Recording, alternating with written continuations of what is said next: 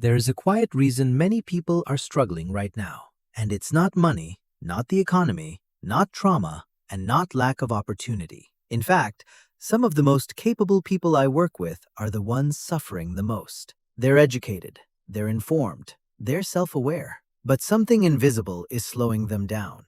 And the more intelligent someone is, the more vulnerable they seem to be to it. This mindset doesn't look like a problem. It looks like responsibility. It looks like patience. It looks like maturity. But behind closed doors, it is quietly costing people years of their lives. There is something almost seductive about it, because it convinces you that not moving is actually a form of wisdom. And by the time you realize what it has taken from you, the damage is already done. Today, we're going to talk about this mindset.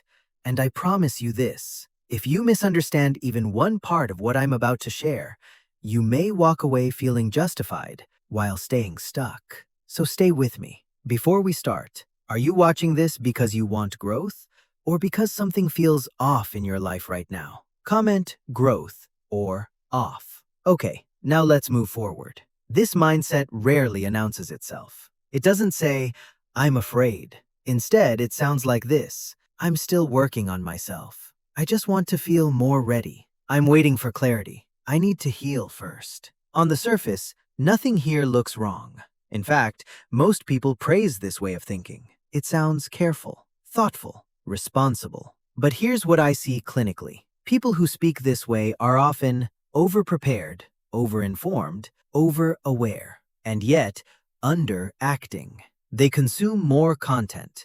They reflect more deeply. They plan more thoroughly. But they don't move. Not because they can't, but because they believe they shouldn't yet. And that belief becomes a prison. Have you ever delayed an important decision because you didn't feel ready enough? Be honest.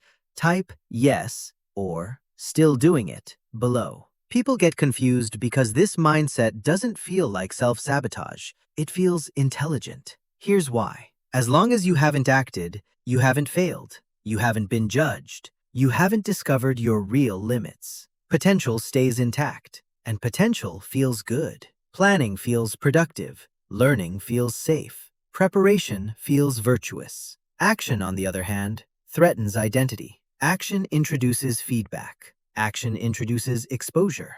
Action introduces the possibility that your imagined self might not match reality. So the mind protects itself. It reframes waiting as wisdom.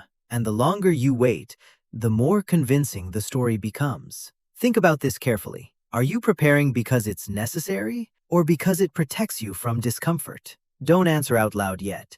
Just notice. Here's the dangerous part. Waiting doesn't hurt immediately. It feels neutral. But over time, something subtle happens inside the nervous system. It adapts downward. Goals shrink. Expectations soften. Desires become unrealistic. It's adjustment. And the longer this goes on, the harder it becomes to even want more. This is not failure. This is identity contraction. Think about this for a second. Are your dreams today smaller than the ones you had 5 years ago? If yes, write smaller. You're not alone. Most people fear making the wrong move. Very few fear making no move at all. But the cost of inaction compounds silently. You don't lose everything at once. You lose momentum, then confidence, then belief. Not because you tried and failed, but because you never gathered evidence that you can handle discomfort. The most dangerous mindset I see as a psychologist is this: my inner state must change before my life can. People believe they need confidence before commitment, clarity before action, healing before responsibility. It sounds wise, but it reverses how human beings actually change. The most resilient people understand that feelings are information, not instructions. And as behavior changes, the mind reorganizes. Confidence shows up after action. Clarity emerges during movement. Healing happens through responsibility. The mind follows behavior, always. Again, what is one action you've been postponing because you don't feel ready? Just identify it. Today might just be a good day to rethink your position. There is one question I ask clients that changes everything. What would the person you want to become do today in your circumstance? That question bypasses mood and speaks directly to identity. And identity drives behavior far more than motivation ever will.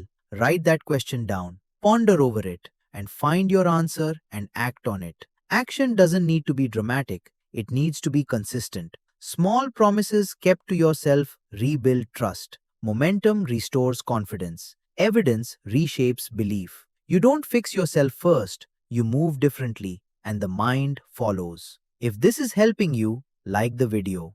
It tells me to keep making content like this. If you follow this correctly, something changes. Not overnight, not magically, but steadily. You stop waiting, you stop negotiating with fear, you stop asking for permission.